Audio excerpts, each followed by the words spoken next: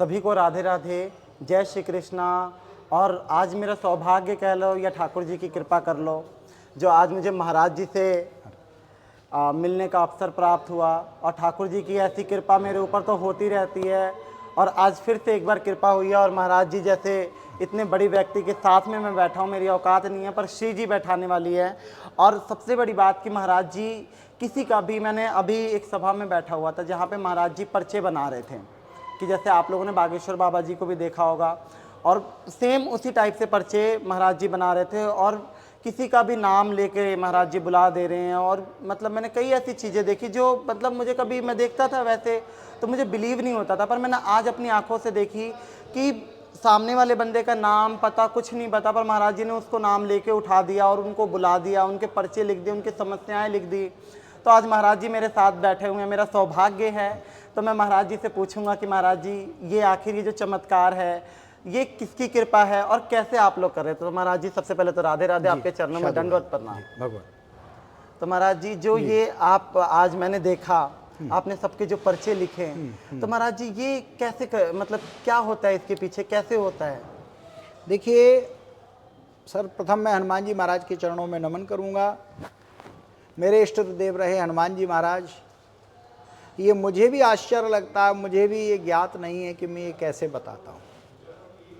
हनुमान जी महाराज का मैं बचपन से इष्ट करता हूँ। मेरे आराध्य देव हनुमान जी महाराज हैं, मैं उनका स्मरण करता हूँ। और जैसे आपने मुझसे प्रश्न किया, तो अमुक व्यक्ति जो भी मेरे सामने होता है, मुझे लगता है कि वो भी मुझसे ऐसे प्रश्न कर रहा है। उसी को मैं कागज़ पर लिख देता हूँ और उससे पूछता हूँ कि आप क्या पूछने आए हैं, आपका क्या प्रश्न है। तो वो उसी प्रश्न को बोलते हैं जो हनुमान जी महाराज मुझे बताते हैं। उनके भाव से, उनके स्मरण से जो मुझे ज्ञात होता है, मैं उसको लिखता हूँ। ये मुझे भी ज्ञात नहीं है कि ये मैं क्या कर रहा हूँ। जो हनुमान जी महाराज मुझे प्रेरणा देते हैं, मैं उसको करता हूँ। मेरा इसमें कुछ भी नहीं है। मैं तो ये मानता हूँ जो भी है हनुमान जी महाराज का है, और मैं तो उनका एक छोटा सा दास हूँ, सेवक हूँ। उनका स्मरण करके कागज़ पर लिखता हूँ। और भक्त बोलते हैं कि मैं तो महाराज यही पूछने आया था। इसके पहले मैं लिखता भी नहीं था। हम ऐसे ही बैठे रहते थे, तो हमारे साथ में जैसे आप बैठे हो ऐसे ही लोग बैठे रहते थे। उनसे मैं बोलता था कि आप मुझसे ये बोल रहे हो, वो बोलते थे मैं ये ने तो ये नहीं बोला, लेकिन मेरा प्रश्न है ये। ऐसे बहुत सारे लोग मेरे पीछे लगे रहते थे। मेरे गुरु महाराज ने कहा कि तुम बेटा एक काम करो, एक समय निर्धारित करो, उस समय केवल जो है कोई आता है तो तुम उसको लिखो और फिर उससे पूछो और फिर उसको पढ़वाओ। तो ये सेवा मैं बचपन से कर रहा हूँ, और सहज भाव से हनुमान जी महाराज का जो आदेश जैसा होता है वैसा करता रहता हूँ। तो महाराज जी मेरा ये सवाल है कि काफ़ी लोगों का ये सवाल है कि आपकी जो आप पहले हो कि मतलब पीढ़ी दर पीढ़ी से, मैं सुनता हूँ कि ये चीज़ें पीढ़ी दर पीढ़ी से चली आती है। बहुत अच्छी बात कही आपने। मेरे पूजनीय पिताश्री महामंडलेश्वर संतोषानंद गुरु जी महाराज, भारतवर्ष में ये विधा यदि आप सबसे प्राचीन समय में देखेंगे तो उनके पास थी और आज भी है। लेकिन हम लोगों ने कभी भी किसी भी प्रकार की कोई परिचर्चा या सोशल मीडिया या फिर किसी भी प्रकार के पब्लिसिटी का कोई साधन नहीं चुना है। माउथ पब्लिसिटी है हमारी। जो भी भक्त आता है, और मैं तो ये कहता हूँ पत्रकार भी हमारे पास आते हैं, मैं ये कहता हूँ कि आप जैसी अनुभूति करें, क्योंकि कहते हैं ना गूंगे की मिठाई की तरह है।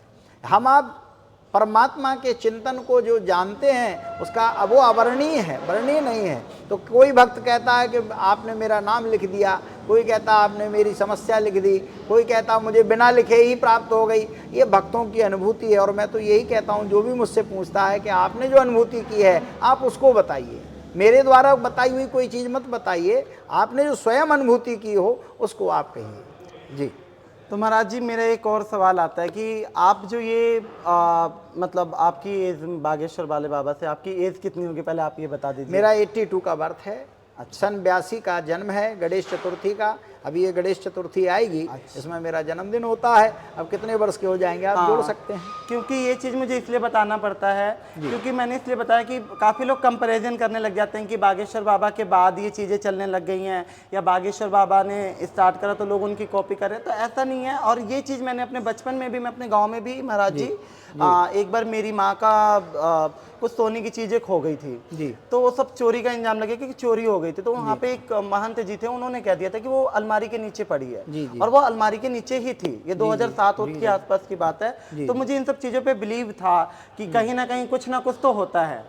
और भगवान की कृपा देखिए कि आज आपसे मेरी मुलाकात हुई, ईश्वर की और इच्छा। इतनी, महाराज जी कभी सोशल मीडिया पे आप देखोगे तो महाराज जी मिलेंगे नहीं, पर मैंने जब देखा अपनी आंखों से इस चमत्कार को होते हुए तो मैंने कहा क्यों ना मैं महाराज जी से आज्ञा लिया और मैंने कहा आप लोगों को भी बताऊं, क्योंकि मेरे साथ जो लोग जुड़े हुए हैं काफ़ी लोग इस चीज़ को ढोंग बताते हैं, पर मैंने इस चीज़ को देखा और अनुभव करा तो मुझे ऐसा लगा कि सच में एक वीडियो बनानी चाहिए और आप लोगों तक मुझे इस चीज़ को पहुँचाना चाहिए।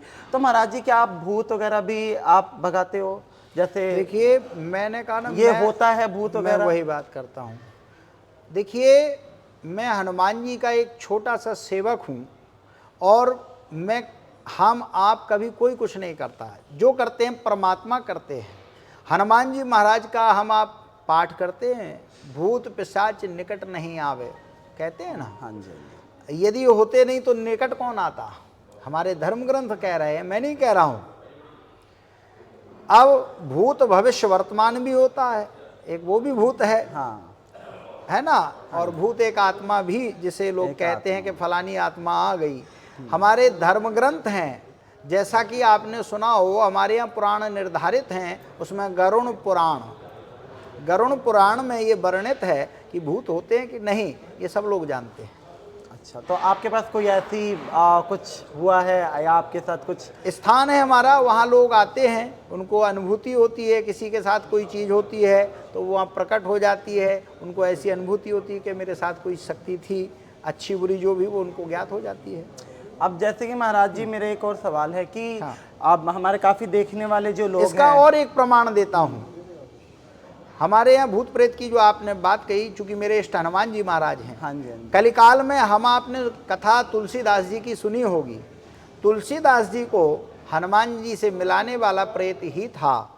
अच्छा, उनके जीवन परिचय को आप पढ़ेंगे तो उसमें कहा जाता है कि वो एक बेरी का या कोई अमुक पेड़ था, उस पेड़ पर वो जल चढ़ाते थे, डालने लगे वैसे ही वहाँ कोई प्रेत था, वो सिद्ध हो गया, उनको दर्शन दिए और हनुमान जी से मिलने का साधन बताया। ये हमारे यहाँ साहित्य कह रहा, मैं नहीं कह रहा हूँ, क्योंकि साहित्य प्रमाणित बात होती है। तो हमारे यहाँ साहित्य भी, गीता प्रेस गोरखपुर का जो है, उसमें आप जीवन परिचय पढ़ेंगे तुलसीदास जी का, तो उसमें प्रेत की चर्चा आई है और प्रेत ने ही हनुमान जी महाराज से मिलाया है और हनुमान जी महाराज ने फिर राम से मिलाया है। तो महाराज जी मैं कितने सारे जो लोग होते हैं जिनको प्रेत की दिक्कत भी होती है, हाँ। ठीक है, तो आप इन सब चीज़ों का निवारण मतलब हनुमान जी की कृपा से करते हो, तो आप अपना एड्रेस और अपनी वो बता दीजिए कि लोग जो दुखों से, काफ़ी लोग कई जगह जाते हैं, लोग ठग लेते हैं आजकल। उनसे पैसे का डिमांड करते हैं, कोई कहता है कि 10 किलो घी लेकर आओ, 5100 रुपये दो, तब जाके ये चीज़ होगा। तो महाराज जी ऐसे जो गरीब है वो कहाँ जाएगा? देखिए, बहुत अच्छी बात कही। नासे रोग हरे सब पीरा, जपत निरंतर हनुमत बीरा। हनुमान जी महाराज को जब हम स्मरण करते हैं तो हमारे दैहिक रोग होते हैं, दैविक होते हैं, भौतिक होते हैं, अलग अलग प्रकार के शरीर की परिकल्पना है। कोई कहता है शारीरिक पीड़ा है, कोई मानसिक है, आदि आदि। इनसे हनुमान जी महाराज हमारे मुक्त करते हैं, उनका स्मरण करें। और मैं तो ये कहूँगा, हमारे शास्त्र कहते हैं धन की कितनी गति है? दान, उपभोग और नाश। समयानुकूल यदि हमारे पास है, परिश्रम से कमाया हुआ कोई भी धन है, तो यदि हम उसको सदकर्म में लगा रहे हैं, मेरे गुरुजी ने मुझसे कभी नहीं कहा कि आप दान करिए, लेकिन मेरा अपना व्यक्तिगत ये बचपन से संकल्प रहा कि हमें जो अर्जन होगा उसमें से मैं दशांश धर्म के लिए निकालूंगा। और बचपन से मैं निकालता रहा। 82 मेरा जन्म है, जब मैं 5-6 साल का था तो मुझे पॉकेट मनी भी हमारे जो घर के लोग देते थे, उसमें से भी मैं 10% निकाल के धर्म के लिए लगाता था। और भक्तों से मैंने आज तक कभी नहीं कहा, लेकिन मैंने देखा, जैसे अभी आपने कहा ना कि कोई भी संत महात्मा है वो चंदा करते हैं, हमारे आश्रम पे कभी चंदा नहीं किया गया, आजकल एक प्रचलन लेकिन चला धर्म है का कि दुरुपयोग करने लगे लोग। तब हमने भी अपने आश्रम पे एक सेवा अनिवार्य कर दी है कि या तो शारीरिक सेवा या आर्थिक सेवा धर्म के लिए जरूर करो, मेरे लिए मत करिए। हमारे यहाँ धार्मिक कार्य होते हैं, मैं उनसे कहता हूँ क्यों। अभी हमने वृंदावन में, आप राधे रानी की बात कर रहे थे, हमारे राजीव जी खड़े हैं और समर्थ जी, वृंदावन में हमारी इनसे भेंट हुई। आइए इधर आ जाए राजीव जी, समर्थ जी आप भी आइए। ये खड़े हैं, वहाँ मैंने ब्रजभूमि में कोविड के दरमियान गया पहली बार जिंदगी में। वहाँ जाकर के हमने सोचा कि आश्रम बनाएंगे, और वहाँ ये भी भैया थे, वहीं हमारी भेंट हुई प्रथम। तो मैंने वहाँ बहुत सारे लोगों को आमंत्रित किया। हुआ ये कि आश्रम के खर्चे पर जो भी व्यक्ति थे उनको लेकर के गए, वहाँ रुकने की यथेष्ट व्यवस्था, खान पान की सब की। उसके बाद भी उनका कहना था कि महाराज यहाँ अनुकूल हमें खान पान की व्यवस्था नहीं मिली, रहन सहन की नहीं मिली। तो हमने कहा हमारे यहाँ कोई विवाह नहीं है, हम व्यक्तिगत कार्यक्रम नहीं है, धर्म का कार्य, मैं निःशुल्क सेवा करता हूँ, आप लोग भी धर्म के लिए शारीरिक श्रम नहीं कर सकते हैं। तो हमारे आश्रम में लोगों ने कहा कि जो लोग ऐसे हैं जिनके पास सब होते हुए भी आप उनसे परामर्श करें तो परामर्श शुल्क लें और उसको धर्म में लगाएं। तो मैंने वहाँ पर एक सेवा अनिवार्य कर दी है महाराज जी, उसको चाहे जो आप कहें। हमने वहाँ ये कह दिया है कि या तो हमारे यहाँ भंडारे में आकर के शारीरिक श्रम करिए, है ना, या आप वो नहीं कर सकते हो तो धन आपके पास है तो धन का उपयोग उसमें करिए, मुझे मत दीजिए। गरीबों को भंडारा खिलाइए, आप अपने यहाँ खिलाइए, हमारे यहाँ खिलाइए, कहीं भी करिए, धर्म करिए जहाँ आपको लगे कि हाँ धर्म में आपका उपयोग हो रहा है। और मैंने भी एक अकाउंट खोल करके ये सेवा आरंभ कर दी है। इसलिए बोल रहा हूँ कि मैं कभी असत्य नहीं बोलता हूँ, मैं ये सेवा करना चाहिए और मैं खुद भी दशांश निकालता हूँ। धार्मिक कार्य हमारे यहाँ होते हैं, आप उन सब कार्यक्रमों से हमारी सोशल मीडिया पर जगत गुरु आनंदेश्वर के नाम से फेसबुक है, उस पर कुछ कुछ कार्यक्रम हमारे यूट्यूब चैनल में तो बता दीजिए। हमारे यूट्यूब चैनल हमारा नहीं है, किसी भक्तों ने बनाया हो वो अलग बात है, लेकिन मैंने बताया कि मैंने कभी प्रचार प्रसार में नहीं पढ़ा हूँ। आप ठाकुर जी के हमने स्वरूप में आपके दर्शन किए, तो इसलिए मैं आपको साधुवाद देता हूँ और आपसे अपनी व्यक्तिगत बात को तो महाराज जी में मेरा एक और सवाल है, क्योंकि मैं हमेशा जब भी मिला हूँ तो हमारा वृंदावन से रहा है, तो वहाँ ना राधा रानी किसी के ऊपर आती हैं, ना कान्हा जी किसी के ऊपर आते हैं। बिल्कुल। आजकल मैं सोशल मीडिया पे कुछ ऐसी चीज़ें देखता हूँ जिसको देख के मुझे भी बड़ा अफसोस होता है। मैं देख रहा हूँ कि कोई हनुमान जी जिसके अंदर आ गया, वो पागलों की तरह केले खा रहा है और कह रहा है मेरे अंदर हनुमान जी आ गया, और किसी के ऊपर देवी आ रही है। तो क्या ये कितना सत्य होता है? मैंने आपको देखा, आपने सबका पर्ची लिखा, आपने जी। मैं एक बात कह रहा हूँ कि आपने सबकी पर्ची लिखी, सबकी जो समस्या थी वो भी बताई, ना आपने सर घुमाया और ना आपने उस तरह का कुछ करा। तो क्या ये कितना सत्य है? क्योंकि मैं एक मुस्लिम धर्म से पहले मैं आता हूँ और मुझे सनातन का इस चीज में इतना ज्ञान नहीं है। बाकी हमारे जो बाबा है वो तो कहते हैं पाखंड है। तो आप क्या बताओगे इस बात में? आप मुझे एक बात बताएं, आपने सत्य बात पूछ रहे हैं या असत्य? मैं सत्य पूछना चाह रहा हूं। आप सत्य पूछ रहे हैं। आप किसी भी धर्म के हों, किसी भी जाति के हों, किसी भी वर्ण के हों, हमारे आश्रम पर मात्र आपको एक प्रोग्राम मिलेगा जो मैं प्रतिवर्ष करता हूं। वर्ष में 2 कार्यक्रम बड़े रूप में करता हूं। क्या? सर्वधर्म संभाव, सर्वपंथ संभाव, जिसमें महामहिम राज्यपाल जी भी और सभी धर्मों के धर्मानुयायी धर्मगुरु एकत्रित होते हैं। और मैं ये संदेश देता हूँ कि सबसे बड़ा धर्म है तो मानव धर्म, मानव जाति है। मैं किसी भी धर्म का व्यक्ति हो, मैं उससे कोई भेदभाव नहीं करता हूँ, किसी जाति का उससे कोई भेदभाव नहीं करता हूँ। आपने जो पूछा उसी की बात को रखता हूँ। आपने कहा कि हम आप बैठे हैं, हमारे अंदर खुदा आ सकता है, आपके अंदर भगवान आ सकता है। कैसे? भौतिक रूप से कहें तो अभी कॉपीराइट कोई चीज़ आप मीडिया के चैनल को लिए कोई कॉपीराइट करेगा तो आपत्ति होगी। हाँ जी। आज हम मोदी का क्लोन तैयार कर दें तो मोदी जी को आपत्ति होगी। लेकिन हमारे धर्म ग्रंथ कह रहे हैं क्या? समूची धरा पर जो भी दृश्य अदृश्य, और मानस कह रही है गो गोचर लग जहमन जाई ते सब जाने मिथ्या भाई। एक तो ये कह रहे हैं, और तत्वम अस्मि अहम ब्रह्मास्मि, प्रत्येक कण कण में परमात्मा खुदा व्याप्त है। क्या ये इस्लाम में नहीं कहा गया कि खुदा सर्वत्र नहीं है? या हमारे धर्म ग्रंथ रामचरित मानस में या पुराणों में वेदों में ये नहीं कहा गया कि भगवान सर्वत्र नहीं है, लेकिन उसको हम ये कहने लगे, जैसे मैंने उदाहरण दिया किसी पॉलिटिशियन का, समाज सेवी का, मैं कहूं मैं मोदी जी हूं, या मैं महाराज जी हूं, या मैं भगवान हूं, या मैं खुदा हूं, तो आपत्ति आने लगेगी। क्यों? क्योंकि उनके गुण धर्मों को हमने जाना नहीं है।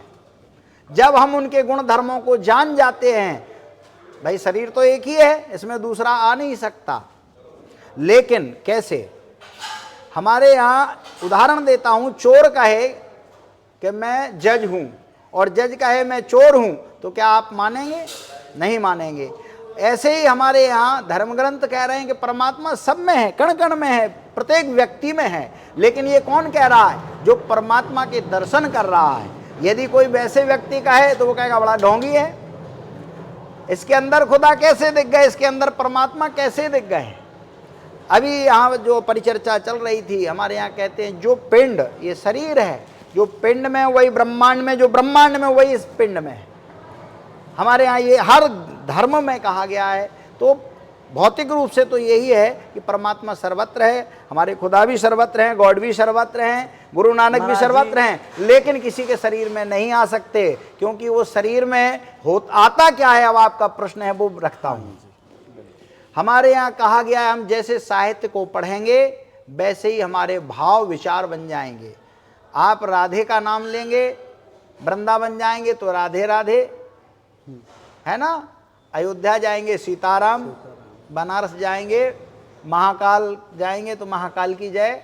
ये हमारी भावों की अभिव्यक्ति जिसे कहते हैं। इसी को हमारे यहाँ विज्ञान की दृष्टि में आप कहेंगे तो मानस में कहा गया है कि जो जाने सो देह जनाई और जानत तुम्हें तुम्हें हो जाई। जैसे साइंस का विद्यार्थी होता है, उससे आप कहें कि आप क्या टीचर हो, तो वो कहेगा नहीं टीचर नहीं हूँ, मैं तो विद्यार्थी हूँ। और जब वो विद्यार्थी पढ़ते पढ़ते उस विधान का परिपक्व हो जाता है तो वही टीचर बन जाता है।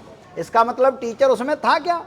नहीं था। ऐसे ही परमात्मा सर्वत्र हैं, लेकिन उसकी विधा को जो जान जाता है, उसके अंश को, तो वो जनाने का प्रयास करता है। उदाहरण देता हूँ, मैं एक अनाज का दाना ले लूँ और मैं आपसे कहूँ कि इसमें आपको गार्डन दिख रहा है गेहूं का, आप मानोगे? नहीं मानोगे, कोई नहीं मानेगा, मैं भी नहीं मानूंगा। लेकिन उसकी पद्धति है, प्रकृति का संयोग है। उस बीज को जब हम भूमि में आरोपित कर देते हैं तो उसमें से दो, देखे होंगे, वृक्ष का गुण है पौधे का, वो निकलता है, उसमें बाल फूल फल आते हैं और एक गेहूं कई गेहूं के रूप में हो जाता है। उन गेहूं को भी आरोपित भूमि में किया जाए तो एक बहुत सारे बगीचे का दर्शन आपको उसी एक गेहूं से हो जाएंगे। ऐसे ही परमात्मा, गॉड, खुदा सब हमारे सर्वत्र हैं। दर्शन उनके हो सकते हैं, लेकिन वो स्वतः नहीं आ सकते। जो ऐसा कर रहे हैं वो निश्चित कहीं ना कहीं, ये नहीं कहेंगे पाखंड नहीं कहेंगे, क्योंकि उसके अंश आए हैं। जैसे आपने देखा हो, जब युद्ध होते थे तो हमारे यहाँ विरदावली साहित्य होता था, जो वीर रस का सुनाया जाता था,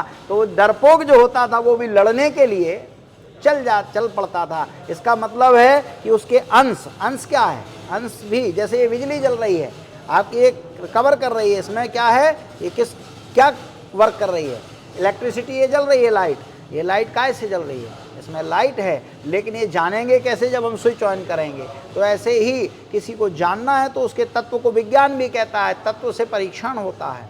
तो उस परमात्मा के तत्व को, खुदा के तत्व को, जिसको भी जानना है उसका तत्व लीजिए, उसको आप जान सकते हैं। लेकिन हम ये कहें कि हम खुदा हैं, ये गलत कह रहे हैं, है ना? हाँ जी बिल्कुल। और आप लोग से मैं भी ये कहना चाहूँगा कि इस टाइप की जो भी चीज़ है, मतलब महाराज जी का भी यही कहना है कि सब लोग, भगवान कोई व्यक्ति हो ही नहीं सकता। बिल्कुल बिल्कुल, भगवान सिर्फ जैसे हम माँ को परमात्मा मानते हैं। तो महाराज जी लोग कहते हैं कि भाई मेरा काम हो गया वहाँ पे जाने से, वहाँ पे मेरा ये हो गया, मेरा वो हो गया। तो ये क्या चीज़ होता है कि देखिए भाव, जी जी, सबसे महत्वपूर्ण बात ये है, जैसे हम आप अभी बैठे हैं। और एक महाराज जी मैं आपकी बात और काटूंगा। हाँ। एक मैंने सुना किसी का, मेरे पास व्यक्ति का फ़ोन आया था, उसने मेरे को पूछा कि भैया एक कोई माता है, माता बन के बैठे हुए हैं, क्या है? तो वो ये बात कह रहे कि पता नहीं 5 किलो घी और 1100 रुपये। तो इसकी क्या माता को ज़रूरत है? देखिए, और वो भी डिब्बा बहुत पैक, अच्छी खुला बात, नहीं होना चाहिए। बहुत अच्छी बात। देखिए, हमारे यहाँ हम तो ग्रंथों का ही सहारा लेते हैं और लेना चाहिए, क्योंकि हम ग्रंथों पर ही डिपेंड हैं। परमात्मा का सहारा लेते हैं। जैसे आपने कहा कि परमात्मा घी खाते हैं, माता खाती हैं कि नहीं खाती हैं, ये भक्तों का भाव है। जैसे हमारे यहाँ कहते हैं कि पहले हम अपने इष्ट को, अपने गुरु को, अपने भगवान जो भी हमारा खुदा है, गॉड है, जो भी है, उनको हम पहले खिलाएं फिर खुद खाएं, यही नहीं होता महाराज है। जी, मेरा मैं वहीं आ रहा हूँ। और फिर एक सबरी थी, उसने पहले चखा बेर को और ये देखा कि वो खराब तो नहीं है, फिर भगवान राम को खिलाया और भगवान राम ने जूठा खाया है। तो डिब्बा पैक हो या खुला हो, ये तो भाव है। कोई कहता हमारे प्रभु को अभी बिहारी जी जाएंगे तो पेड़ा, लस्सी, ये माखन मिश्री ये पसंद है। कोई कहता है कि उनको पराठा बिहारी जी के वहाँ भोग लगाते हैं, आदि आदि, ये अपना अपना भाव है। लोगों ने दरबार के लिए ये चीज कर रखा है कि मेरे दरबार में आना तो एक हो सकता है, ये भी है, ये भी है। कहाँ तक सही है? देखिए उसमें जो अभी हमने उदाहरण दिया है, ये भक्त का भाव है, हमारे परमात्मा का नहीं है। ये तो मैं, अब मुझे मेरा भाव है कि मैं बिहारी जी जा रहा हूँ तो मैं एक पाव प्रसाद ले जाऊंगा, या मेरे पास नहीं होंगे तो मैं 10 रुपए जाके वहाँ चढ़ाऊंगा कि भगवान मुझे क्षमा करना। बिल्कुल बिल्कुल। तो ये जो चीजें जो कर रहे हैं, क्या ये भक्तों का भाव है। गलत हम इसलिए नहीं कहेंगे। एक और आपको उदाहरण देते हैं, ये वो जो जहाँ वहाँ पे जो माँ बन के बैठी है, वो ये उनका ये ट्रस्ट कहता है कि हमें ये चीज ला के दो तभी तुम अंदर जाओगे। अपना अपना भाव है। मैं आपको एक उसी का उदाहरण देता हूँ। मैं एक बार ब्रज से ही दर्शन करके चला और आपके राजस्थान जा रहा था, तो एक भक्त थे जो मुझे लेके गए। रास्ते में उन्होंने वहाँ भोग लगाया, तो वो भोग रास्ते में खोला, करीब 200 किलोमीटर निकल गया था मैं ब्रज से। उसको खोला, उसमें कुछ चींटे थे, चींटियाँ थीं। तो उन्होंने देखा तो वो बोले, अरे राम राम, हमने बड़ा पाप कर दिया। मैंने कहा क्यों? और गाड़ी उन्होंने वहाँ से मोड़ी। बोले इनको मैं ब्रज से पृथक कर रहा हूँ, ये ब्रजवासी होकर के कीड़े बने हैं और मैं इनको ब्रज से हटा करके और राजस्थान ले जा रहा हूँ।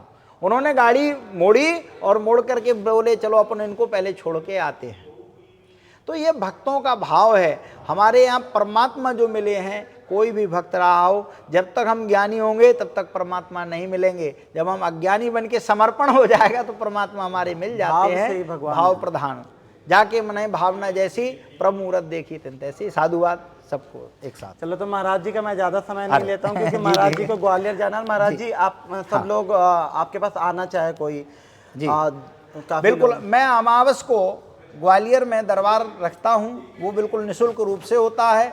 उसमें आएँ, आकर के लोग जो भी पूछना चाहते हैं, वो दिन मैंने अमावस का रखा है। अमावस से जब तक भीड़ होती है मैं रहता हूँ, निःशुल्क सेवा करता हूँ। उसके अलावा मेरे आश्रम के और अपने व्यक्तिगत जीवन के कार्य होते हैं। तो हमारे संस्थान के लोगों ने कुछ नियम बना रखे हैं कि उस समय में कोई चाहता है तो अभी मैंने कहा था कि एक सेवा अनिवार्य है, चाहे तन की चाहे धन की, वो करके अतिरिक्त समय भी ले सकता है। वो जरूरी इसलिए है क्योंकि मैं आप लोगों को स्पष्ट कर दूं इस चीज को, क्योंकि लोग अधिकतर जो पब्लिक आती है वो भापने के लिए आती है कि पता नहीं सत्य है कि नहीं है। और उसमें क्या होता है कि भाई जो सच में जिसको काम है ना, वो बेचारा रह जाएगा और ये जो इधर वाली पब्लिक है वो ज्यादा आ जाती है। तो इसके लिए थोड़ा बहुत ये रखना पड़ता है कि आदमी के थोड़ा बहुत जेब से निकलेगा तब वो जिसको जरूरत होगी वो निकालेगा। बिल्कुल बिल्कुल। तो ये चीज इसके लिए रखी जाती है और वो भी बहुत कम रखी जाती है। और मैं कह रहा हूँ कि डॉक्टर की फीस आदमी ले जाके दे देता है। डॉक्टर बोलता है कि भाई 1500-1000 रुपए या ये वो वहाँ पब्लिक दे देती है, वो जो भी है। और धर्म के काम पे, क्योंकि जब अगर हमारे जो साधु महात्मा हैं, कितने भी, चाहे वृंदावन की देख लो, अनिरुद्धाचार्य जी ले लो, और भी ले लो, इनके पास जो भी पैसा आता है ये सब कल्याण के लिए जाता है। जैसे आश्रम वगैरह, ये सारी चीजें सभी लोग चलाते हैं, भंडारे करते हैं। जो गरीब लोग हैं उनके लिए बहुत कुछ महाराज जी भी अपने हिसाब से करते हैं, जितने भी लोग हैं सभी करते हैं। तो आप सब लोग ग्वालियर में कौन सी जगह है, कहाँ पे, और अब हफ्ते में कितने दिन बैठते हैं, क्या है, आप सब बता दीजिए ताकि कोई ग्वालियर में गंगा जगत गुरुधाम अखाड़ा परिषद कृष्णा विहार सचिन तेंदुलकर मार्ग पर ये आश्रम है। भगवान विष्णु के 24 अवतार, सप्तऋषि, नवदुर्गा, इन सबका पीठ है। वहाँ पर अमावस को सेवा होती है। जो भी भक्त आना चाहता है वो उसमें आ सकता है, सदर आमंत्रित है। तो आप सब लोग जिनको महाराज जी से अगर कोई भी प्रश्न हो या अपनी पर्ची निकलवाना चाहते हो तो आप ग्वालियर जाइएगा ज़रूर। और आपका मैं आशा करता हूँ कि भगवान आपके सारे दुख दूर करे। तो महाराज जी बहुत बहुत धन्यवाद जो आपने हमें समय दिया। राधे राधे, जय श्री कृष्ण।